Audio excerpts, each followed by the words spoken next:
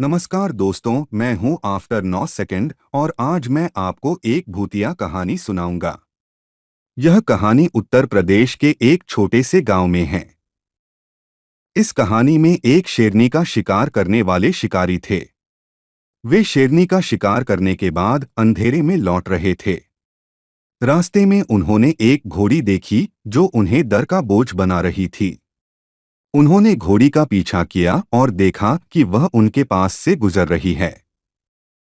दिन बीत गया, लेकिन उन्हें उस घोड़ी का दृश्य फिर से नजर आने लगा। इस बार वह रात को अकेले रास्ते पर थे और उन्हें घोड़ी का दृश्य फिर से नजर आया। लेकिन इस बार घोड़ी के साथ एक लंबी सफेद चादर भी थी जो उसके पीछे लटकी हुई थी। उनकी निगाहें चादर पर टिकी हुई थीं, जो रात के अंधेरे में सफेद और भयानक लग रही थी। शिकारी बहुत डर गए और वहां से तुरंत भागने लगे। लेकिन अगली रात उन्हें फिर से वही घोड़ी दिखाई दी और इस बार वह उनके पीछे तेज दौड़ने लगी। शिकारी ने भागते भागते एक भूतिया मकान में चुपके से प्रवेश कर लिया। मकान के अंदर से उन्हें एक आवाज सुनाई दी, तुम किसी कुत्ते की तरह भाग रहे हो, लेकिन तुम्हारे भागने से तुम्हारी मृत्यु नहीं होगी। शिकारी बहुत डर गए और उन्होंने उस आवाज का पता लगाने के लिए सारे मकान में तलाश करने शुरू कर दिया। लेकिन वह कुछ भी नहीं ढूंढ पा रहे थे। अचानक वे वहीं पर खड़े हो गए जहां से उन्होंने आवाज सुना था। वह आगे बढ़ने की कोशिश कर रहे थे, लेकिन एक अजीब सा दरवाजा उनके सामने खुल गया। उन्होंने दरवाजे से अंदर देखा तो वहां कुछ नहीं था, सिर्फ एक कुर्सी थी और एक सफेद चादर लटकी हुई थी। वे धीरे से कुर्सी पर बैठ गए और उस सफेद चादर को छूने का प्रयास कर रहे थे कि अचानक वह चादर हिलने लगी। शिकारी बहुत डर गए और उन्होंने खुद को कुर्सी के पीछे छिपा लिया। चादर हटते ही उन्होंने एक आदमी को देखा जो बहुत बड़ा और भयानक दिख रहा था। वह शिकारी के पास आया और उन्हें बताया कि वह इस मकान में एक भूत है जो हर रात यहाँ आता है।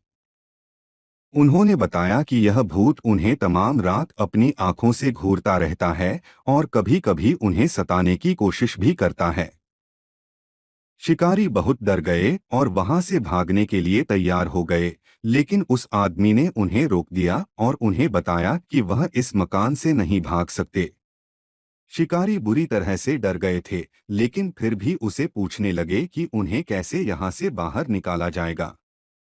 आदमी ने उन्हें बताया कि अब उनकी मदद नहीं कर सकता है, लेकिन वह उन्हें यह बताया कि उन्हें इस भूतिया मकान से निकलने के लिए एक चुनौती दी जाएगी। चुनौती थी कि शिकारी को अपनी डर से निपटना होगा और वह यहाँ से बाहर निकल सकेगा। आदमी ने और बताया कि अगली रात उन्हें फिर से इस मकान में आकर खड़े होना होगा, लेकिन इस बार उन्हें अपनी डर से निपटना होगा। शिकारी ने उस आदमी की बात मान ली और अगली रात फिर से उस मकान में जा बैठा। इस बार वह अपनी डर से निपटने के लिए तैयार था। रात भर उसे उस भूत का डर नहीं लगा और सुबह होते ही वह उस मकान से निकल गया। उस दिन से शिकारी को उस भूत का डर कभी नहीं रहा और उन्होंने उस आदमी का धन्यवाद किया जिसने उन्हें उस भूत से निपटने की चुनौती दी थी। यह थी उत्तर प्रदेश की एक भूतिया कहानी।